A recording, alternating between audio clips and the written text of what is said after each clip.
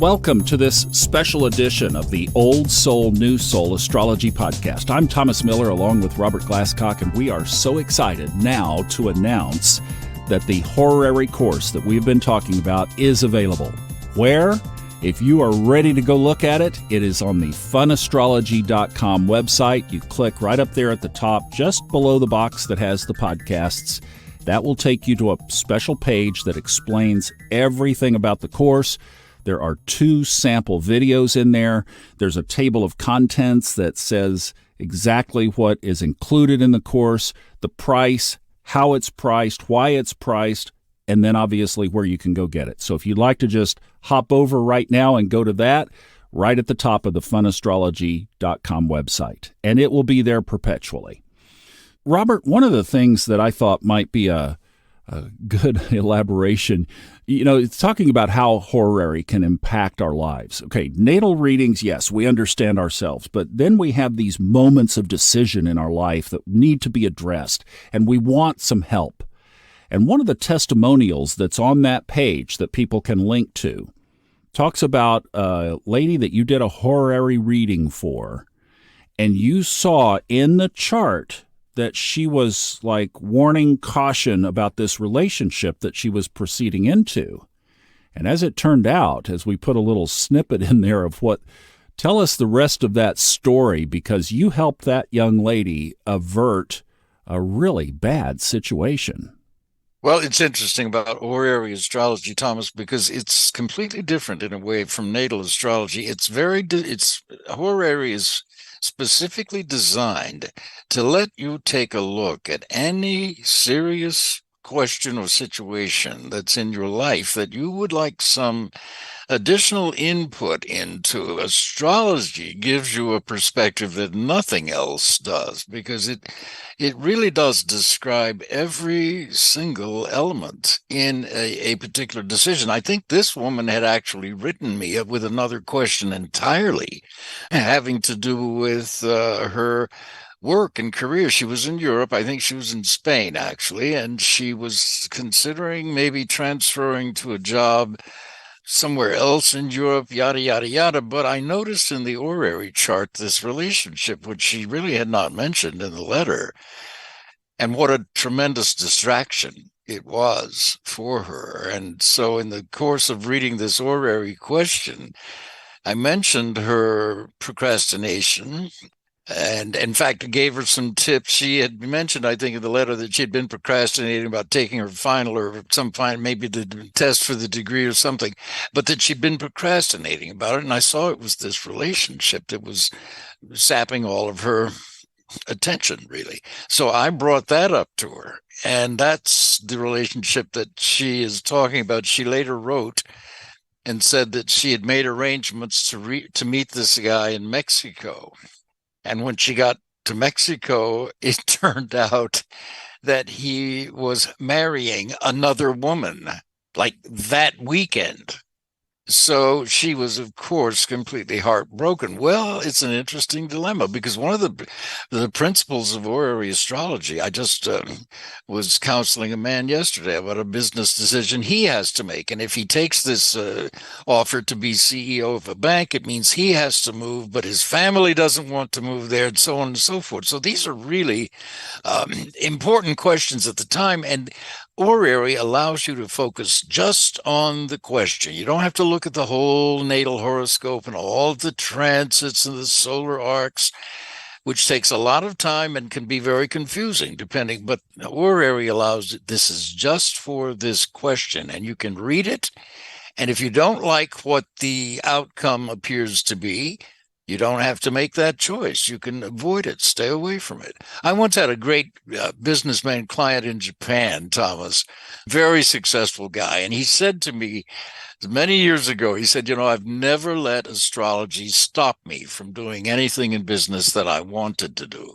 What I have let astrology do is stop me from doing it when I want to, and to pick a better propitious moment to do it.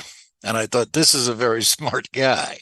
So that's one way to approach this. The very first I know it wasn't the first time that I used Horary, Thomas, but I remember the earliest one I can remember. I was in New York on business, and this is long before the days of computers. This was probably in the late 60s. And a client of mine in Los Angeles called me in New York, and she had a very pressing question about her alcoholic sister who had been being cared for by a couple in Florida. And this woman, my client, said that the couple could no longer take care of her, that she was going to have to be put into an institution. Could I see anything? Because if she did need to be put into an institution, this woman, my client, would have to sell the family property.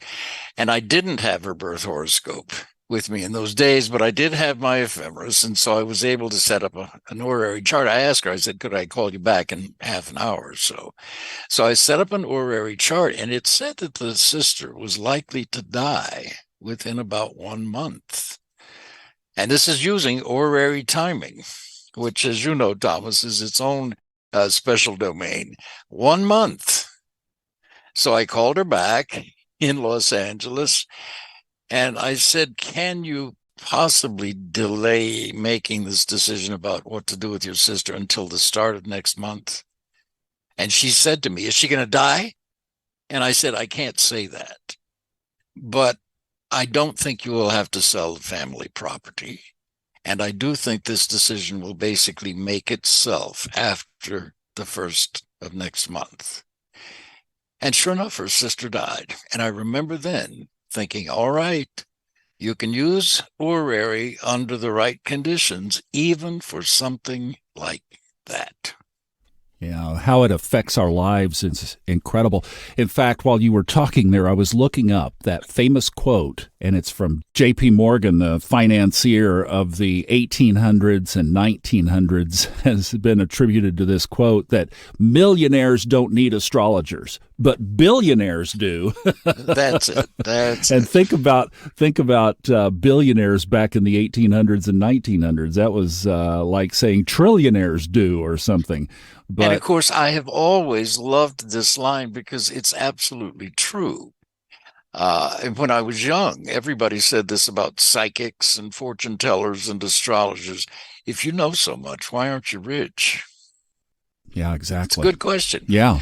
The truth is, for a lot of people in metaphysics, money doesn't mean that much. And that really is true.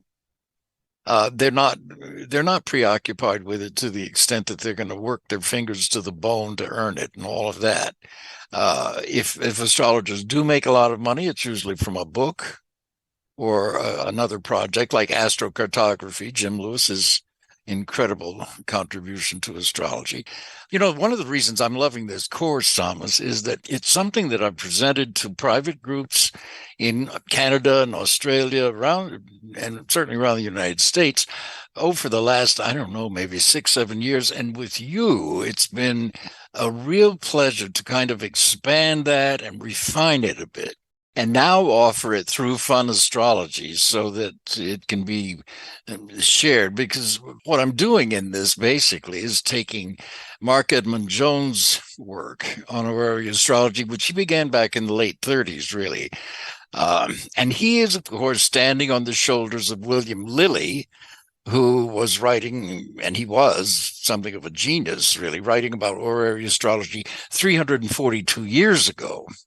Well, we've come a long way in the interim. And Mark Edmund Jones, to me, of all the contemporary astrologers in that era, which he was, writing in the 1940, let's say, from there up through 1970 or so, he expanded what in William Lilly is fairly scattered. William Lilly has hundreds of rules and examples and so on, but Mark Edmund Jones conceptually gives you the underpinnings of horary astrology, which is what I'm trying to present in this course.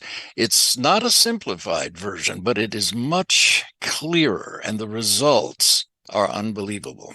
That's all I can say. I've never, ever been disappointed with them. Yeah, and give us a context of that. So you've been using this, when you say that you've never been disappointed by the results, that's over what period of time? Going back to 58 years. yeah. Wow. It's amazing. And I do occasionally use it for myself. I don't have, I'm not confronted with that many major decisions. The last time, is probably everybody's heard, very simple, was a special offer from Honda to take advantage of this early termination lease offer. And I set up an horary to see if it looked like it was a good thing for me to take advantage of. And if it was, should I lease the new car or buy the new car, and so on. And the chart was very clear. Yes, take advantage of the offer. B, do not lease it. C, buy it. And as it turned out, that's exactly what happened the next day. But armed with that knowledge, when I got to Honda, and the finance guy takes me into his private office and he says, "Why are you leasing this new car?" And I told him, because I like to lease them so I don't have major repairs. And he said, "Well, from your driving history, you keep cars a long time. What about if I folded in the cost of a 10-year warranty, bumper-to-bumper warranty? Frankly, it's better than the factory warranty. Just fold it into the price of the car, and then you can own it." And I thought to myself, funny, that's exactly what astrology told me to do. So that's why I said, without any hesitation, let's do it. Because he was telling me what the chart had already told me in advance. So it's a wonderful thing to kind of take a peek ahead to see how the environment is going to respond to you and this particular question or situation, so you know beforehand. And then when you're actually in the situation, you can see how it's going. And in my case, the dealer practically pushed me into what astrology was telling me to do anyway. If he hadn't, it might have given me second thoughts. So you can be prepared in that way with horary, to me, in a way that you just can't be. And that's using any other method. That's just one small example. But as you see, I don't have a lot of decisions like that to make. But when I do, I use astrology, horary, absolutely. Well, and one of the things we've been talking about are the other applications of things that you will learn here that you can apply to natal, etc., because you have a specific decision there. Okay, you can, but then you have other areas of your life, like what should I be working on right now? And you can kind of blend what you learn in the horary course with those other interpretations. It's really true. And in fact, part of what I'm teaching in this horary course is when in horary astrology, you can begin to revert to natal techniques and when it's appropriate. Another thing I love about horary is the chart itself, when you first set it up, will tell you flat out whether or not you can even read it. So it's got built-in safeguards to prevent you all these what we call considerations before judgment, that every horoscope, there are about 4 of them that a horary horoscope has to satisfy to be readable. Otherwise, what it's telling you is that there are not enough elements in place in this question yet for astrology to give you any perspective. Or it might say, basically, the situation's already over. There's nothing you can do about it. Therefore, there's nothing astrology has to offer. So it has these built-in safeguards. And when you can read it, and even when you can't, the reasons you can't are pretty interesting and also informative. So you're learning there. But when you can read it, it can get very specific. Sometimes the timing, the horary timing, is kind of general. I've had people talk about, can you see a move in the next 6 months? And you look at the chart and it says they're not going to move for 2 years. And then you can bring that up to them and say, gee, this is interesting. It could be just figurative. Maybe you should act as if you and your husband have 2 years to make this decision. In other words, don't be rushed. Don't feel pressured. Don't feel you have to buy the first thing you see, on and on and on. So it gives you a ton of information, no matter what the question is. That's, to me, pretty valuable. Well, and not only for somebody who is just reading the chart for themselves, like you are not interested in doing readings, but for those of you who are doing readings, I'm just going to tell you, because I have done readings, and knowing this material is invaluable. It just is. It's invaluable, and you can weave it in and out, because one of the examples in here is of where you think you're going to ask a question and you need the birth time, And Horary can actually answer that question that you thought you needed the natal chart for. You don't even need it. True. You know, you're reminding me, Thomas, this happened not too long ago, a couple of 3 years ago. And it's another death question, interestingly, which normally I would not tackle a question about death using an horary chart. You can do it in a natal chart, and that's always satisfactory to me. But this was a woman who I got her email in the middle of the night asking about her father, which was, she mentioned, my daughter is a student of yours. So it's her grandfather. And she had said that her father had been taken to the hospital. He had a stroke. He was in intensive care. The doctors wanted to take him off of food and water for, she said, 6 days to analyze his brain tissue and see exactly what was going on in there. She was afraid if they did that, it would kill him. And her brother and sister wanted to go along with the doctors. Could I see anything? And then she says to me, I could probably find his birth. She gave me his date of birth. And then she said, I could probably find his birth certificate somewhere. Well, it was 1 a.m. when I was reading this. It was a serious question. And I thought, I don't need his birth time. I can answer this from an horary. And so I set that chart up for where I am, because the understanding of the horoscope takes place between my ears. This is my location. At the moment that I understood her question and knew what house in the horoscope I was going to look at, I set the chart up for that moment, and it said that basically I wrote her back. The chart said he would die in about 3.5 days. I gave myself a little leeway. I explained to her that and you can see this in charts, that he really was ready to go. But of his 3 children, she was the one that was closest to his heart. And he knew that she wasn't quite ready to let him go. And I suggested some things to her. And I said, basically, I think he may pass within 5 days. So I gave myself a little leeway. And sure enough, I didn't hear from them for a couple of weeks. And then her granddaughter, my student, wrote and said, Grandpa died 3.5 days after you wrote Mother. And she said, the student said, I still don't see how you did that without his birth horoscope. Well, it's horary astrology. It's telling you what is going on. This is what's so amazing to me, Thomas. The idea that an astrologer can predict a total stranger's death 2,000 miles away, someone they will never meet, and be that accurate, has to tell you something about the solar system and us together. Yeah, and that example is actually in the course. How he did that is in there. One of the other things that I'd like to just mention here, we're sitting right on the solar eclipse, the first of this spring in the Northern Hemisphere eclipse season. We have a chart in the show notes of the eclipse. Why would we release this course on this eclipse, particularly with Pluto sitting there on that square to this eclipse? It almost looks like, are you guys okay? Why did we do it now? The eclipse is in the last degree of Aries with Jupiter, right? It's the tail end of Aries. I like to think of this project as something original a bit, and a new project, a new start like Aries, and something that I think will enlighten, if you will, Jupiter, a lot of people, especially in terms of Pluto and Scorpio. It's interesting. This is a square across the line of sign. Pluto's at 0 Aquarius.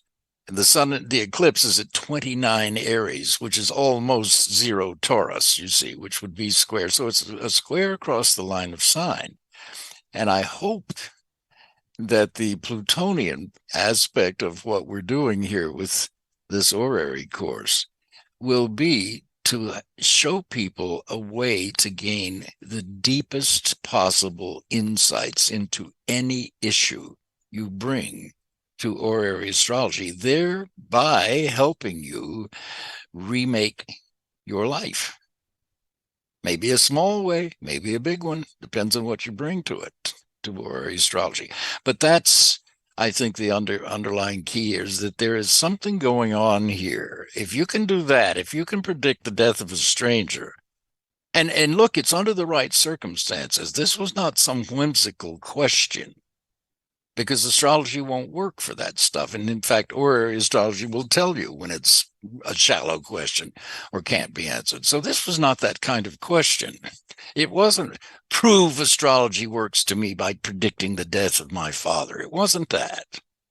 This was a heartfelt call for help, any insight you could give. And so as I said, I mentioned more than what I just told you in the letter to her, but that was the gist of it.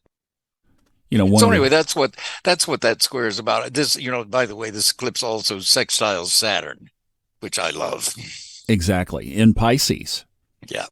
And Saturn is structural changes. So the sextile from the eclipse to Saturn should make this thing last a long time. And I hope so. The more information that we can get the more people we can get this information to, the better.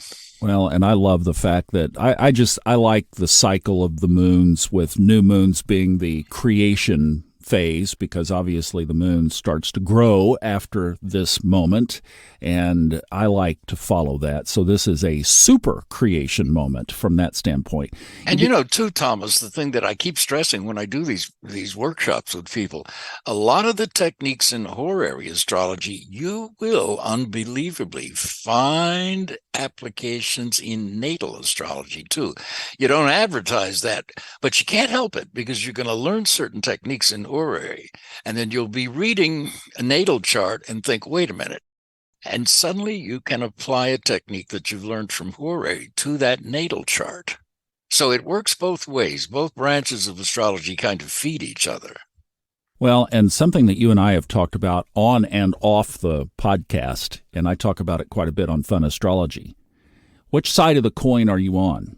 Are you on the negative side of these aspects, or are you living on the high timeline side of these aspects?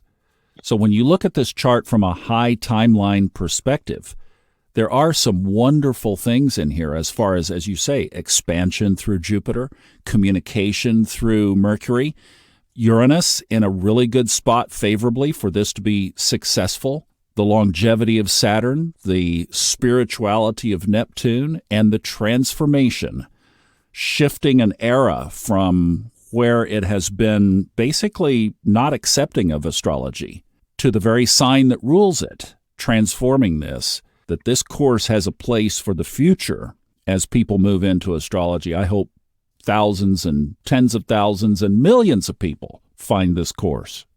Well, too, Thomas, what I've found, and I've heard this from so many students as well as clients, though, the times that we're living through on Earth, it's not just in the United States, this is everywhere.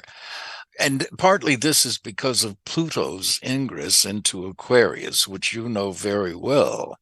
Pluto's going to be crossing zero Aquarius something like 5 times before it finally enters Aquarius to stay. So it's emphasizing and re-emphasizing and re-emphasizing Aquarius, 0 degrees Aquarius here.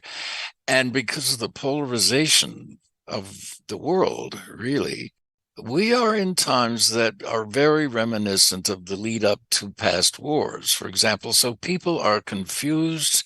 They're uncertain. Everything is changing. It's changing because of the internet and science, which is all Aquarius in astrology.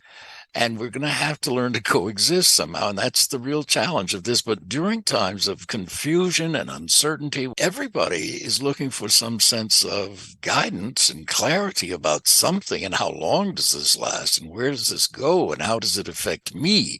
And those are the kinds of answers that I think really only astrology can give. Every horoscope is different. So these world and collective conditions affect each of us differently. And then with horary, you have that incredible ability to go really specifically deep into a particular question and look at it and look at its probable outcomes from a very different perspective than you can get anywhere else. And as I say, the results, to me, pay for themselves. Well, you're exactly right. Pluto moving into Aquarius, which will be there once it finally bit-bops in. Is bit-bop a word? once it bebops, bip-bop, doodads in, its way in, all the way next year in 2024, it will be there until 2044. So there are going to be a lot of opportunities for us to seek guidance in this completely revolutionary Aquarius new era that we are entering. So yes, it is. There's your back to Saturn and Pisces. We're going to need this shoulder to lean Thomas, on. What you just said reminds me of something, because I've been around long enough. In the 60s, when Linda Goodman's book, When Sun Signs, was published, that really did usher in a whole new collective era for astrology. And I watched that build and grow, and the conventions and the groups and so on. Then I began to watch it begin to wane a bit in the maybe late 80s, 90s, somewhere in there. And I have heard for years that there was a resurgence in astrology interest anyway. I saw that firsthand at the United Astrology Conference in Chicago about 5 years ago. And I think that it's true. And I think it's partly due to Pluto going into Aquarius, which does rule astrology, among a lot of other things. But I think this resurgent interest in astrology is true, and more people are finding this kind of pragmatic value in it, which I love, because that's what it's for. It's not for fortune telling so much. It's not that. It's capable of assessing probable results, but if you don't want those results, astrology tells you how to change the results. And to me, that's the whole point of this, is not to succumb to some fate, but to look at your so-called fate, your inheritance, your heredity, maybe a past life influence, anything. You're looking at your life in order to make it better and to make yourself more knowledgeable and better. And that's what astrology really is about. Let's hit a couple of high points on the course itself. So there are 9 lessons, and then we are going to be putting bonus lessons in. In fact, one of them is the extrusion, or the answer to the details of the last podcast that we promised. We're going to record that and put it in there. There will be some Q&As. We're going to have some practicums that you can be a part of that will be add-ons, but the videos will be in there, and just so that it's really a living organism. It's not just going to sit still. You just bought this course and that's it. We're going to keep putting things in here and giving you the opportunity to interact with Robert, to ask questions, clarify points, and even come talk about your own horary questions. Those are the most fun when we can do that, especially together. So that will be part of it. 9 lessons. I believe it's a little over 12 hours. With each lesson, there is the video instruction with his slides that are so well done. There's an audio if you just want to re-listen to that. And we are working on this. This is the one part of the course that is not complete yet. PDF transcriptions of the audio. But we're working on it, both of us. So we'll get there, and we'll just drop those in. I would expect, what's the time frame on that? Maybe a couple, 3 weeks, maybe within a month we'll have those together. It's a lot of work, but we want to do that for you as an added bonus. So the full information on it and the little page that answers all the questions is right there, the link at the top. Click on the Horary logo or the headline there, and it'll take you to it. We'll answer all your questions, and then you can go in, and if you think it's appropriate for you, hopefully you'll buy the course.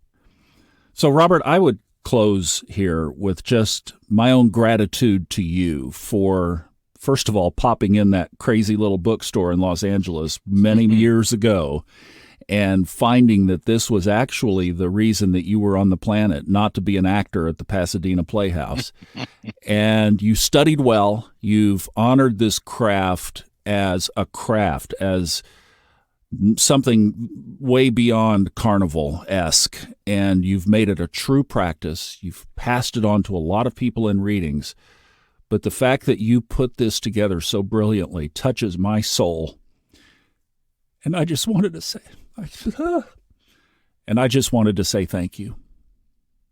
Well, Thomas, thank you. I love hearing that kind of emotion well up in you, because honest to God, that's exactly how I feel about astrology too. And it's such a privilege that you and I got in contact through my classes, and that you came up with the idea of Fun Astrology offering this, because I think you're right. I think this is my mission in life, and my reason for being is to share this information with as many people as I can. And I love the feedback that I get from people over the years about how astrology has helped them and changed their lives too. It certainly has mine. We're going to basically say the podcast is concluded here, but I had a story over this past weekend. You haven't heard this, and this, for those of you who want to stick around and hear it, we could say we're done. Go to the website, check out the course, but I'm going to tell you one other story. Over the weekend, I did a lot of reflection. You know, things are shifting in our world. There's no question. And I did a lot of reflecting on my past upbringing. A lot of you know what that story is, the fundamental religious belief system. Where I am now, why I'm where I am. I revisited some of the old characters, the people who were involved in that old story. And it led me to a point where I wanted to discern some energies that were around those old times that I hadn't understood through the lens of today, of where I am today. Pluto, transformation. It's the theme of my chart, and it's the theme of my life. And Robert, there's a book that Fred Dodson, the guy that I've narrated over 40 audiobooks for, wrote. One of his primary works is called Levels of Energy. And it basically puts the whole human experience on a scale from 0 to 1,000. The numbers are arbitrary, but 0 is as low as it gets. 100, the 100s, lying and deception and anger and things like that, all of the really low negative emotions. And then as we move up the scale, it basically just progresses through the phases of our life. And in the human realm, 500s and 600s in Fred's created scale are the high spiritual levels of love and joy and creativity and peace and gratitude, and those levels that we say if we wanted to live on our highest timeline, that's who and what we would be. But then the scale goes on, and it obviously it enters into the non-physical realm. But if you will, the highest part of the scale that he put, where he called Christ consciousness or God, would be 1,000 and above. So human experience up to, say, the 600s, if you're really, really high, 1,000, you're touching the realm of heaven, if you want to go there. Well, I got the idea to test astrology in its purest form, without any carnival charades. We're not talking about cruise boat stuff. We're talking about the true craft, as you have brought to this course, of studying the sky as, you say, space-time, connecting space and our time together to give us this guidance from above. I do this little process of muscle testing as I do this. And I muscle tested, is it above or below 300s? And it said it was above. No surprise there. I was thinking maybe this is 500, 600s, maybe 700. So I started going up. And when I do this little technique for myself, I do it by brackets of 100. So I said, is it in the 300s? No. 400s? No. 500s? No. 600s? No. 700s? No. It's like, okay, I'm off. 800s? Yes. It tested in the highest level of energy that I've ever seen anything test. And I did this a number of times. I'm putting this out here. I'm going to do it a lot more, but I'm putting this out here because it keeps coming up in my heart to lay this out. That it tested, and I thought, as I reflected on that, I thought, the heavens declare the glory of God, it says in the Psalms. As above, so below, the old moniker that we use all the time. And I thought, basically what we're talking about is the finger of God in the sky. I think you've got it. And I started to say from your lips to God's ear as far as the 800 rating for this horary course. But, when I mentioned about this man in Seattle 2,000 miles away dying, and a woman who was distraught and wanting to know what astrology's input was, and having astrology explain to her that, look, he's ready to go. And what I really told her, Thomas, I said, if it were me, I would go get I would put him in hospice in the morning, and I would go get one of those Japanese tabletop water fountains so that he can have a trickle of water in the background and the hospice caregivers can hear the trickle of water. And I would expect him to pass peacefully within 5 days. The fact that that can work has to tell anybody that there is some connection between me as an individual practicing astrology and a total stranger, a woman 2,000 miles away who has a father in critical condition. And by my setting up a horoscope, I can tell her those things. And not only that, but that the position of the sun, the moon, and the planets can tell me that he is likely to die in 3.5 days, and have that validated has to say that there is some direct connection between us as individuals and the solar system itself as a gigundous entity. And that has to get you thinking about you and God and existence and the solar system and the universes, all of it. It's an incredible concept that we are the same thing as the solar system, just on vastly different scales. It's astonishing. And just what's beyond the solar system, too. You just validated my little test. You know, at this point, I think the best thing to say is thank you for listening, and hopefully we'll see you inside the course.